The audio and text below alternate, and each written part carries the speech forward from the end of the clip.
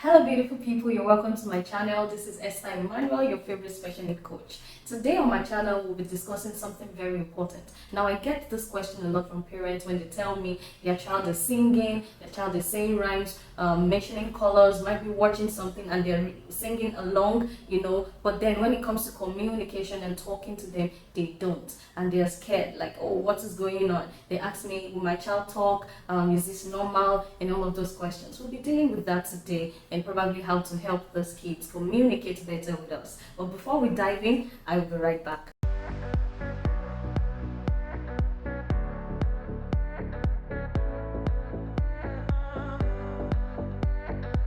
Now, I think the starting point to solving this is to ask the question, why is my child not using these acquired words, from songs and rhymes to communicate with me? Okay, now the reason is a function-based reason. Okay, they acquire this language for their own entertainment and not just to communicate with you. They don't understand that the language they have acquired from watching rhymes and songs and learning numbers is to also communicate with you. They can use some of those words to talk to you. That understanding of the function of the language they have acquired isn't there. So it's just for their entertainment, and that's just what they're using it for. So you just see them when they're dancing and when they're singing rhymes, they have fun, they're having fun doing that. So that is the first reason why they are not talking to you, or they are just only saying when they they have words, but the language, the communication function is missing. And the only time they need to communicate to us is when they need something. Okay, and most times they rather not use their words. They sometimes just lead you to what they want, so they can just put their hands on your hand and just take you to what they need. So the only time they get to talk to you or communicate with you, not in words now, is to lead you. Now this is a problem, right? How do we solve this? Okay, now it is simple and easy, but it is exquisite. It is, okay? And this is because you can't just tell a child and say, I want you to say this. I want you to say cookie before I give you cookie.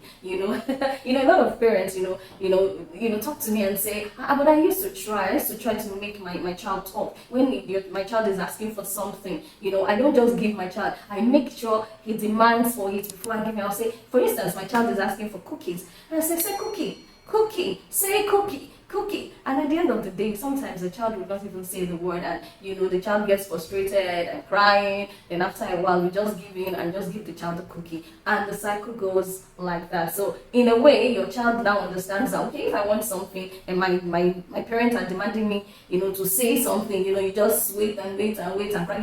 That's the feedback they get from that kind of scenario. So you see that it's it is not easy so another reason why I feel your child is singing and reciting rhymes without communicating with you is it has to do with lack of communication intention. Okay, like the intent of communicating, they don't have any intention to actually communicate with you, because, well, maybe they don't see it as something fun. They rather just do what they feel like it's fun. They don't see the need. The only time they see the need to communicate with you is when they need something. Do you understand? So there is no communication intention. And you see, they get their fun from the videos they're watching, the rhymes they're listening to, so why would they have to talk to you when they can have fun doing this? Okay, so there is no communication intention. So now, that is another reason. Now, you see that the only reason, just like I mentioned earlier, why they would want to talk to you is when they need something. And so even we as therapists, that is mostly our starting point, where we want a child that doesn't communicate to start communicating with us. We start from demanding. That's, we call it manding. So we call it manding process. There is no how you want something and you would not come to me, you would not want to talk with me or communicate, so we start from there. Do you understand? But most therapists are stuck on just manding. And so because we want a child to talk, or parents to, we just, we're stuck on that communication function that has to do with manding. And there are several ways where we can create communication functioning opportunities for kids to learn to talk. Okay, and so we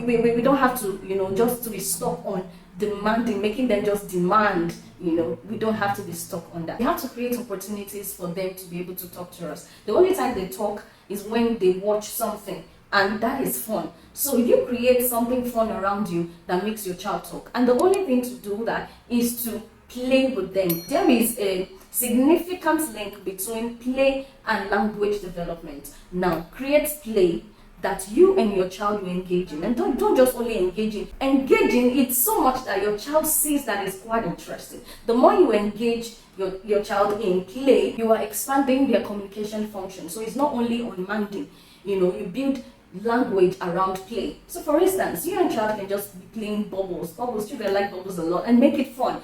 Engage in that play and talk to them. So your child start getting the idea, okay, I plus bubble time and mommy or daddy equals fun. So they want to learn, they want to say things around, that play routine, that play activity. So play is very important. With that, you give context for more language function, and you also expand their communication intention. So you're not just stuck on manding. They have other intentions to communicate with you. They know that play is a means to communicate with you, not just when they need to ask for something. So that is one way to break that barrier of the child being stuck at just singing rhymes and playing on their own, but when it comes to communicating with you, they don't engage in that. Alright, so for a child that sings, counts, mention colors and sing rhymes from videos and all, and not communicate with you, you need to reduce screen time, right? And engage them in physical activities.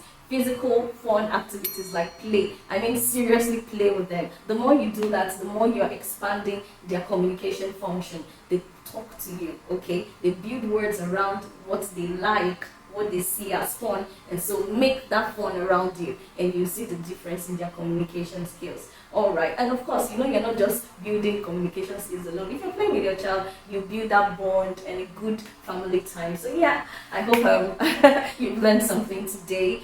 Thank you for watching through this video. I'd like you to subscribe, share, and like this video. Let's push this videos more to parents who need to hear this, right? So please just click on the like button and share. Thank you so much. You can go back to the videos I've posted on this channel. I'm sure you learn a lot from there. All right, see you again next time. Enjoy the rest of your day. Bye.